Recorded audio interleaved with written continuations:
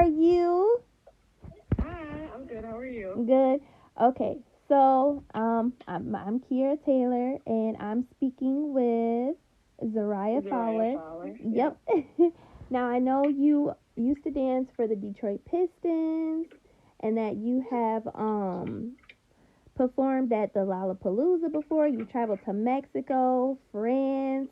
I know that you performed with Sada Baby and Future, and that you have training from Complexions Ballet Dance Company 1 at Wayne State University and Art Lab. You got a nice extensive dance list. So, now could you tell me when did you start dancing? So I started dancing when I was 5 years old, and actually, like, kind of a funny story because my mom and I laugh about it now. She tried to enroll me when I was 3, and I didn't have it. I was like screaming, and she said I was standing in the doorway, and I was just one of those kids that would just cry. She's like, "You didn't want to go in the room," and then so she said she attempted that for a few weeks, and I was like, you know what, forget it. Maybe dance isn't for you. Maybe this is not it. And then she said she tried again when I was 5. She enrolled me, and I just went right in, and then I was comfortable. So she assumed maybe it was age related, but so I officially started when I was 5, and then I've been doing it honestly ever since. Oh, nice. Okay, so what when did you get your first like dance like experience? Like aside Like from when you were a professional. kid, Okay. yeah, like when you're like when you got older.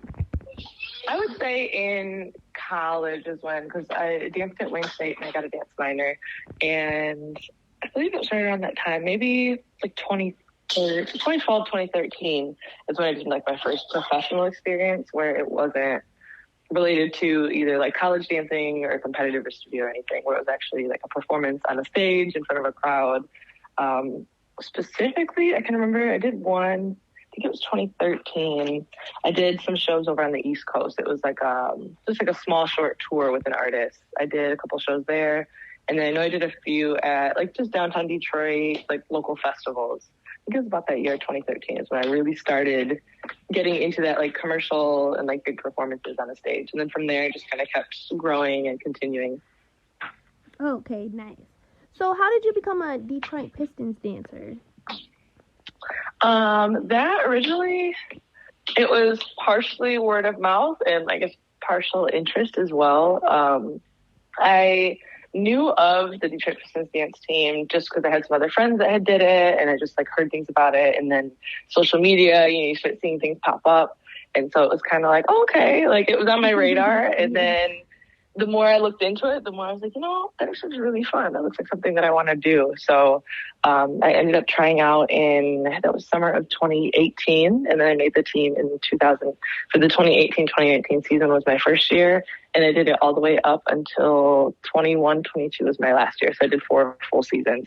And my last 2 years from 2020 to 2022, I was the team captain.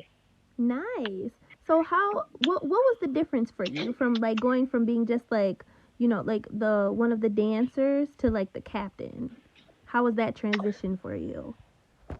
I would say the biggest transition was just like taking on more responsibility because I feel like with the sisterhood and the bonds that you create, it doesn't make too much of a difference. Like once you kind of get in an authority role, because these are already all your sisters, they're your friends, they're your teammates. And I think then it just kind of just taking on more responsibility. And I think the biggest challenge is having to be in that leadership role sometimes, especially when your teammates, when these are your friends and your sisters, and then when you have to step up and like, be in charge of things or like put out some type of like leadership thing or something where it's like sometimes it does feel a little uncomfortable because you're like, oh, I'm like talking to my friends, but I have to tell them what to do or something like that. So I think that comes with any like captain or leader role. Sometimes it can be a little sticky when they're your friends, but I think that was just the biggest challenge. But overall, it wasn't too much of a difference. It was nice. And I think creating positive relationships with everyone does help that respect boundaries, so they do listen to what you have to say and they respect you and they understand you. Right. Okay. Yeah. All right. Sounds good.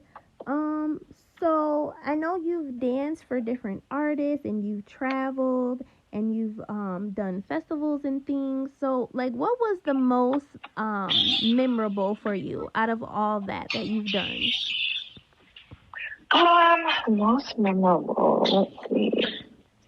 Trying to think what stands out the most in my head. Mm-hmm. Honestly, I would say I did this show. It was in 2017. We did a couple shows in Europe. We did 2 in France and then 2 in the UK. And there's always one in France that I think about all the time. It was just a moment of, I guess you could say, bliss. Mm-hmm. I know it sounds so silly, but yeah. It was like an evening concert. I'll try to paint the picture. It was an evening concert. It was an outdoor festival. And it was just packed. Like, I'll just picture a sold out like show. And it was one of those moments of like, you're on the stage and it's dark out. So you just have the lights on you and you can see that there's tons of people out there, but you really can't, once you're up on the stage with the lights, you don't see them as much. But I don't know. It was just, the weather was beautiful. We were in France. We were on the coast. So it's like you're by the ocean.